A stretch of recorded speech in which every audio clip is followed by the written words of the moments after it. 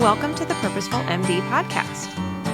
As a physician, you've sacrificed so much of your life for other people, your patients, your family, your friends, and your colleagues. What would it feel like to spend time doing what you enjoy and to live without guilt? I'm your host, Dr. Laura Sutton, a family physician, certified coach, and business owner.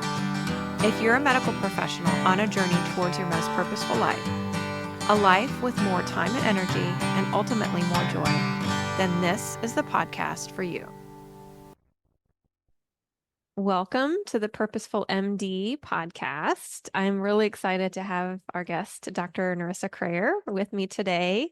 Dr. Kreher, we had a chance to meet in California at a mastermind event in person, and so really happy to have you. So you are the former chief medical officer of a biotech company, now chief medical officer consultant, pediatric endocrinologist. You transitioned into the pharmaceutical industry early in your career and now have accumulated more than 18 years of experience working in biotech and pharma. Started your career in medical affairs and moved to clinical development. You have experience in small to large biotech, both private and public companies, and you have an MBA from Northeastern University. Really happy to have you and just excited to talk to you and learn a little bit more about you and how you are supporting other physicians and how you got started in pharma and biotech. Welcome. Yeah, thank you, Laura. It's great to be here. Thank you for having me. Yeah. So tell us how you got started and where you are now. Sure. So, as you mentioned, I'm a pediatric endocrinologist. I was in the middle of a move related to family and had done a master's in clinical research during my fellowship. So, I very much was on an academic path. I wanted to do clinical research, really enjoyed that during my fellowship.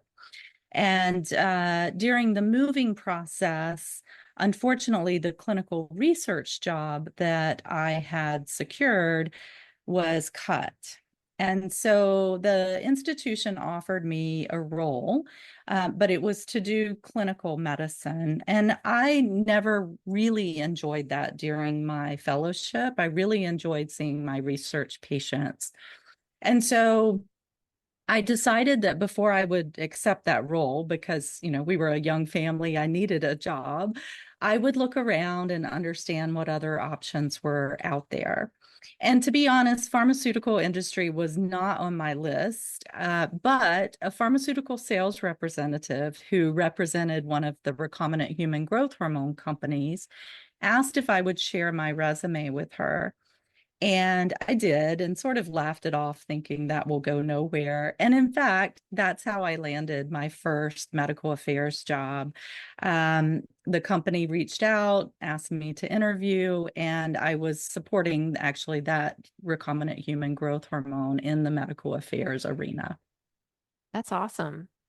Yeah. Yeah. I Yeah. think it really says a lot about your network and utilizing your network, because that sales Sure. representative, was really instrumental in where I am today. Yeah, for sure. I mean, a story that ended well related to a pharma rep, and how they're, like you said, leveraging their networks and your network. And I mean, she clearly had you in mind, and so put your name through. So yeah, Right. yeah. And now you're coaching physicians who want to transition into pharma and biotech as well. Exactly. Yes. So I won't go through all the roles throughout my career, but as you mentioned in my bio, I have worked in both medical affairs and clinical development for almost 20 years now in the pharmaceutical industry, multiple different roles. And I worked my way up from a director level, which is a typical sort of entry level role for a physician in pharma, to chief medical officer. And I served as chief medical officer for 3 different biotech companies. And during COVID, when, there was a lot of strife in medicine, and obviously I think continues to be, I wanted to be able to help my physician colleagues. And I don't practice anymore. I couldn't go and manufacture PPE for my physician colleagues, but I knew people were hurting. And so I decided that I would offer people some form of training and coaching around the options that they have specifically related to pharma and biotech. And that's where the industry MD coach was born. That's so cool. And I know I've said this to you before. I just think that that's such a unique opportunity for physicians who, we hear about non-clinical careers and physicians wanting to either transition out of practice and into something else, or maybe supplement their income with something similar. And I don't I don't know if pharma is always at the top of somebody's list, but I know it's been a great career for you and you really enjoy it, and you clearly shine when you talk about it, and you're really passionate about it. So I love that you are helping to open those doors for physicians who may want to enter pharma and biotech.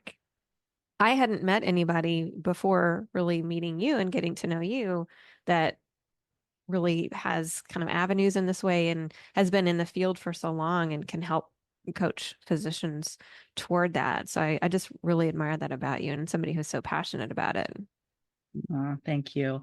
I think that, through, my career, I know a number of physicians, right? And it's probably 1% of all physicians, maybe 1.5% now. The stats are pretty hard to find in the United States, but if you look at like Germany or the UK, it's about 1% of physicians work in the pharma industry. So I suspect it's something similar in the US. So we're out there, but I do think, there's some stigma around pharma. And so maybe physicians aren't advertising that that's what they're doing. But, related to the stigma, what I say to people is there are good and bad apples in everything, right? Good and bad apples in medicine and in medical practice. And I think that's the same in the pharma and biotech industry. But through almost 20 years, again, what I've seen is most people are trying to do good in our industry. Hmm. Yeah. Yeah. I'm glad you brought that up because that's something that, we hear, and I'm sure you see rants about it and that type of thing. I come from a large healthcare insurer background, and it's just like anything, there's good players and bad players, like you said. And I think the reality is we need pharma. Right? This is where our development of new drugs comes from and a lot of our research. And so we can either rant against it or we can be good collaborators and work to partner together. And I think that's one of the things that I think is great about what you're doing is that you're helping to bring more of the good players into pharma because that's what we all need is good players in every aspect of healthcare. So Exactly. yeah, yeah. And so we were talking before we hit record about some of the mindset challenges that we both see in our practices. Me coaching medical professionals, not necessarily specifically on transitioning into pharma, but you kind of mentioned that with the stigma, and we talked a little bit about imposter syndrome as well. So what are the things that you see when you're coaching physicians? Yeah. I think first, we've in general had our path paved for us, right? If you want to become a physician, you need to go to medical school, you need to do a residency, some people do a fellowship. And so the path it's a bit unlike other people finding a job because it's easier.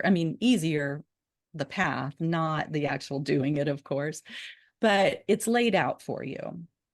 And so pharma is not at all like that. The interview process can be confusing. A lot of times people get quote unquote ghosted because they never hear back. And we're not used to that because most physicians easily find jobs in most areas. The jobs are, lots of openings and such. And so I think that that's the first part that I walk people through is this is actually more of the real world than what we've gone through in our medical training. The other thing, of course, is to become a physician, typically you're an overachiever, you're a type A, you've, accomplished everything you've set out to do. And then you find yourself applying for pharma jobs and you're getting denials and you're getting rejections. And that doesn't feel good to physicians. We're not used to that. It's not sort of part of what we've had to go through. And I'm generalizing a bit, of Mhm. course.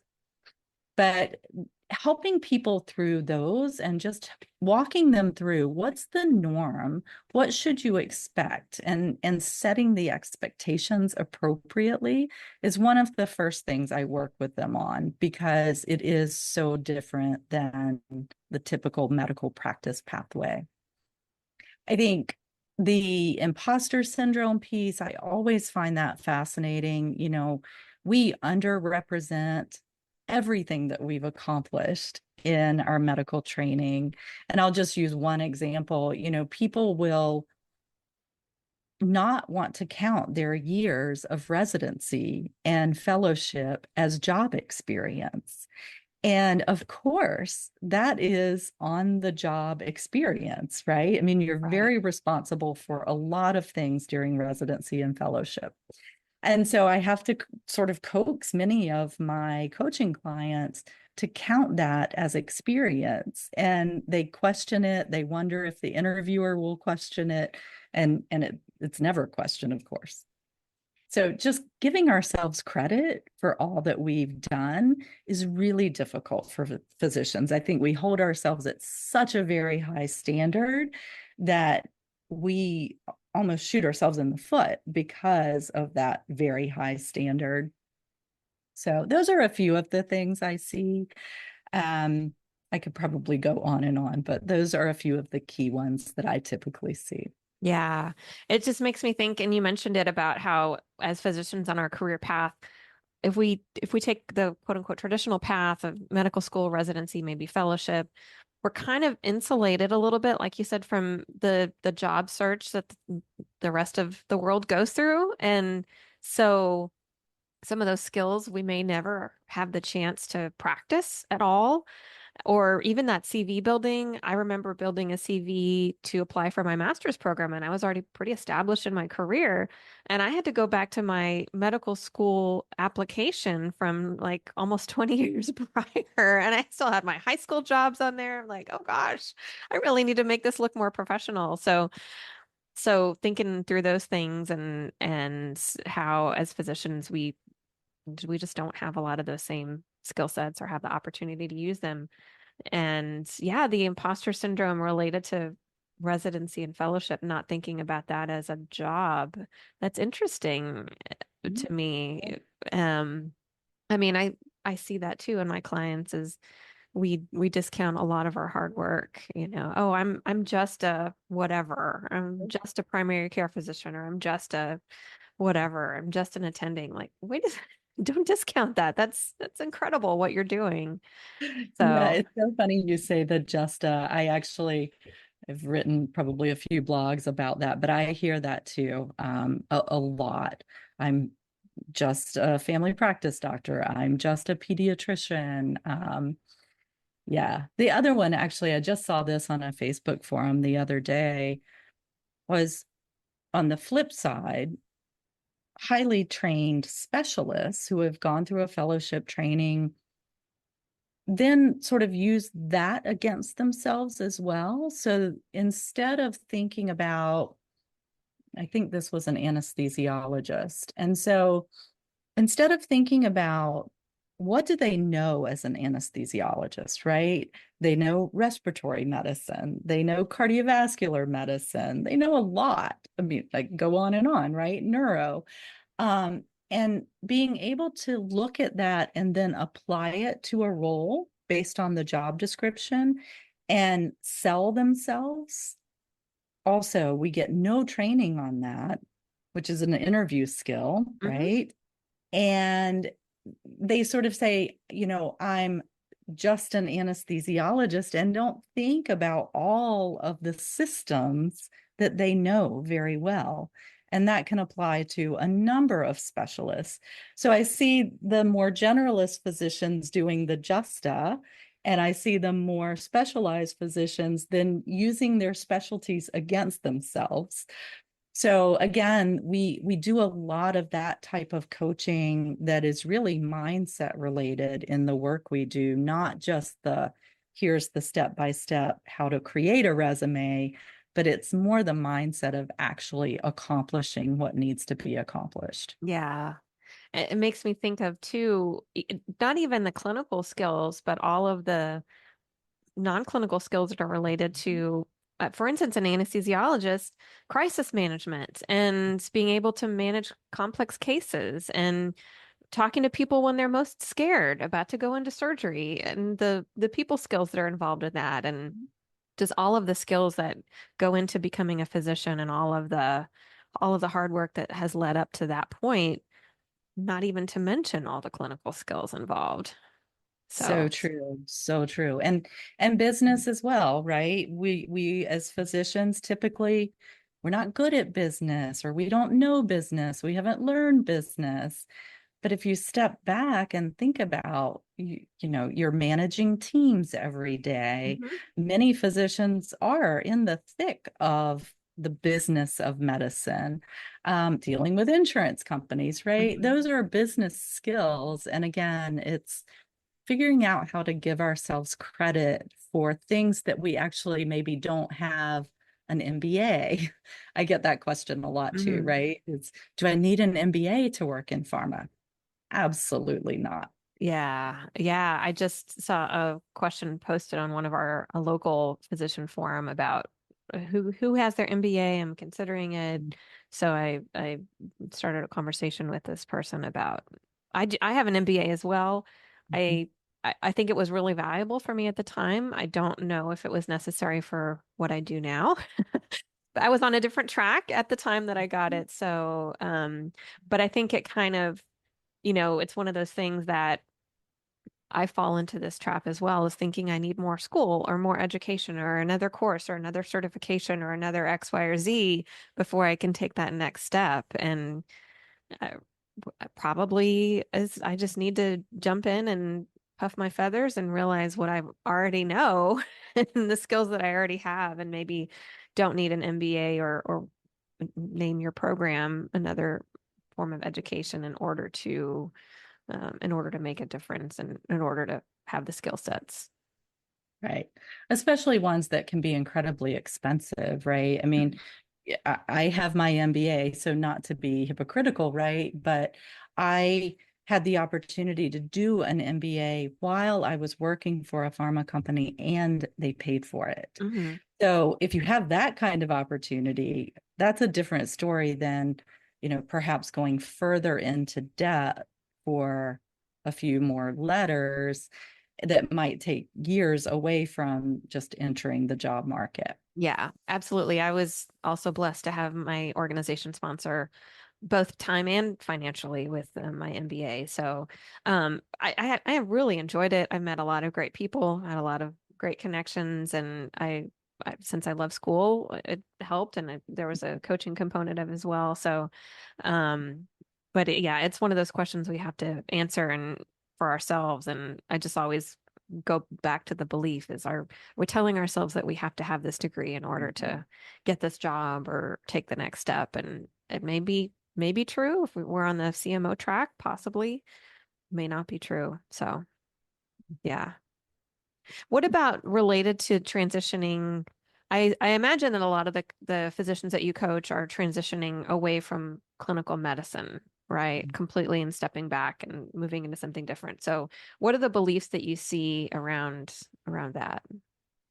So I think one of them relates to what we were talking about earlier, right? The stigma of pharma and, what is your family going to think, or what are other physician colleagues going to think? That one, of course, becomes very much a personal decision that you have to dig deep and say, what is going to be fulfilling to me? And the whole, put your own mask on first and take care of yourself. So easy to say, not easy to do necessarily. That one, I think, really becomes meeting people in pharma. So I really recommend that physicians that are at conferences go to the exhibit halls, talk to the people in the exhibits, the different pharma companies, get to know other physicians that are working in pharma and sit down, have a coffee, have a chat with them, and understand what the day-to-day really looks like. I think, a lot of misconceptions about travel, how much travel, and every job is very different. So, a medical science liaison, they may have to travel 3 to 4 days a week. So, that's a very different story than a medical director in pharmacovigilance, for example, that may have very minimal travel. So some people, I think, just see pharma and immediately think travel and write it off. So it's really more job specific. The other one, and I talk to people about this too, is the grass is not always greener on the other side. Um, there are stressors from working in pharma. We have timelines and deadlines, and sometimes that can be very anxiety producing for people. And so, you really have to be in the right mindset to make the transition of something that you're really going after, not you're trying to run away from something. Yeah, Yes. we spend a lot of time on that one. Yeah. And I try to be really honest with physician clients that if I'm hearing some warning signals that they're just trying to get away from clinical medicine, but they're not really sure what they want to do, maybe we need to step back and do some exploration. Yeah. And I just love that you're coaching the person and you've also got so much of this industry knowledge that you've got both hats and you can see, you can kind of use your spidey senses and your intuition as a coach and think, well, maybe like you said, is this person, are they running away from something and just trying to break away from clinical practice or trying to do something different? Or is this something they really want? Do they want to get into pharma? Because if they don't, they're not going to be happy there either. Right. So, and you're an objective party, so it's not like you're trying to hire them or trying to move them away. So you can really pick up on that and coach them the way they need to be coached. Right. Yeah. Yeah. Many different companies, many different experiences, private companies, public companies, small, large, in between. And so, I think that really does help me to point people in certain directions or, I really don't think you should apply for that job as we get Mhm. down into the weeds because of XYZ. And then they're learning and understanding sort of the why behind my recommendations as well. Mhm. Yeah. Yeah. What's something you wish you had known when you were starting out in pharma and biotech? Um, I think the biggest thing is I talk to people a lot about, I use the analogy of people in pharma speak different languages. So you have marketing and you have sales and you have finance and regulatory. And so there are all of the sudden all these people from many, many different walks of life, manufacturing, to take it even further. And so, again, we're sort of in this insular world in medical practice where we all speak the same medical language, generally speaking, right? And going into pharma, all of the sudden you're exposed to so many different things. And so I recommend a book called The First 90 Days to people when they've actually signed on. I often will send that to clients. And a lot of that is about listening more than you're talking. So you need to listen and you need to learn. And I will say, I sort of came in like a bit heavy handed early on because I wanted to prove myself. And probably now I sort of sit back and do a little more listening than talking the first few weeks or months, even. Hmm. Yeah. I mean, it sounds like it might be overwhelming for somebody new and learning the new language and feeling if there was some imposter syndrome in a previous role that was something that was familiar, now coming into something unfamiliar that might amplify. Absolutely. Yeah. That's a great observation. I think you know, you also have to remember that you don't have to know everything, because there's someone sitting at the sort of proverbial desk next to you that's their job. Mm-hmm. And so, understanding that you have to have some knowledge about what the person beside you is doing so that you can have a conversation with them, but you don't have to know everything about their Mm-hmm. job. And I think for physicians that can be pretty uncomfortable.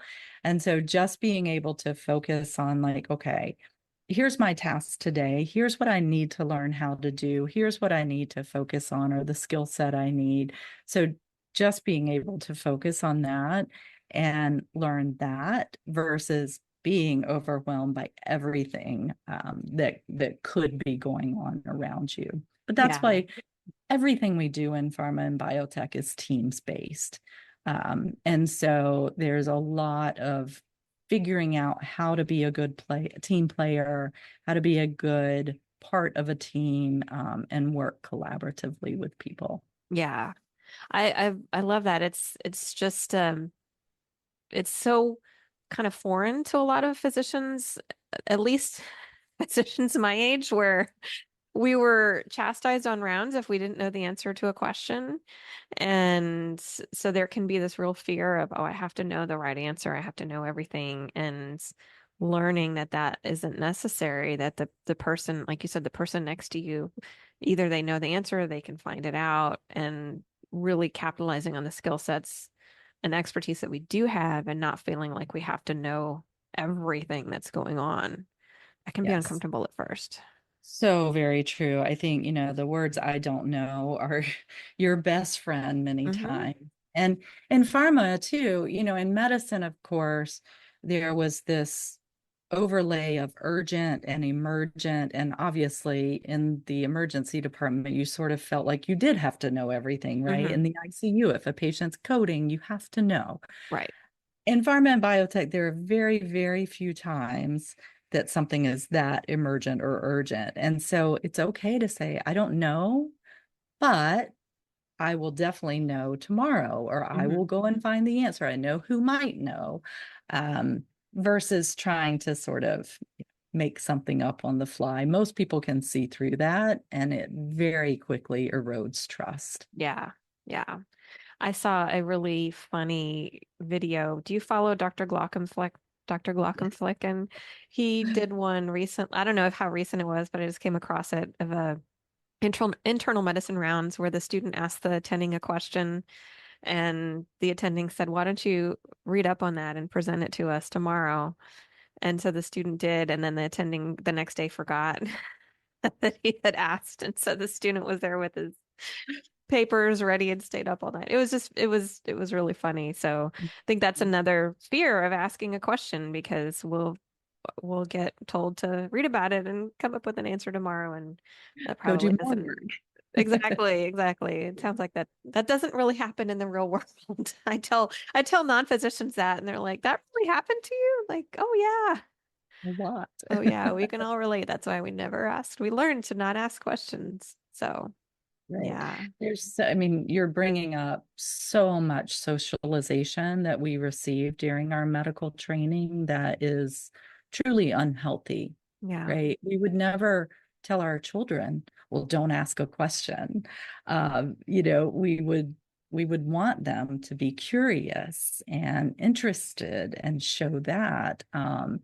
So, yeah, I think there's so much about getting over many of the ways we were socialized, to go out and do any non-clinical career, not just pharma and biotech. Yeah. Yeah. Awesome. Well, thank you so much. Is there anything else that you'd like to share with us? I'll plug your website and your Instagram as well. Sure. Yeah. So, I mean, I will say I offer free consultations to hop on the phone and just chat with people, talk about how I work, as we've been talking about. Important the how to, but I think more important is the coaching background and being able to really bring that mindset piece to it, because so much of it is that. I would say 60 or 70% is that. The how-to, much of that you can find in other places. So I really am, I really believe that mindset piece is so important. And I think sometimes physicians don't even, we're just so programmed, we don't realize that, oh, this is the block. This is what's getting in my way. So that's one of the things that does differentiate me from some of the coaches that are out there. But great coaches regardless. Yeah, so be happy to speak with any of your listeners that are just curious and want to learn more. Yeah, thank you. And your website is industrymdcoach.com. You've got a blog on there and a download that folks can sign up, download the material and sign up for your blog, which is very active, you're telling me about. And you're on Instagram as at pharma industry MD coach. Correct. Yes. Yes. So our listeners can connect with you there. Thank you so much for being on. It's great to have you. Thank you. While I am a physician, the information presented in this podcast is for educational purposes only and should not be considered medical advice. It is not a substitute for professional medical advice, diagnosis, or treatment. Please consult with your own healthcare provider before making any significant changes to your lifestyle or routine. By listening to this podcast, you are not creating a physician-patient relationship. Thank you for listening to the Purposeful MD podcast. If you like what you hear, please rate and review the show. Please also visit my website, www.thepurposefulmd.com, for free downloads or to discuss working with me as your coach.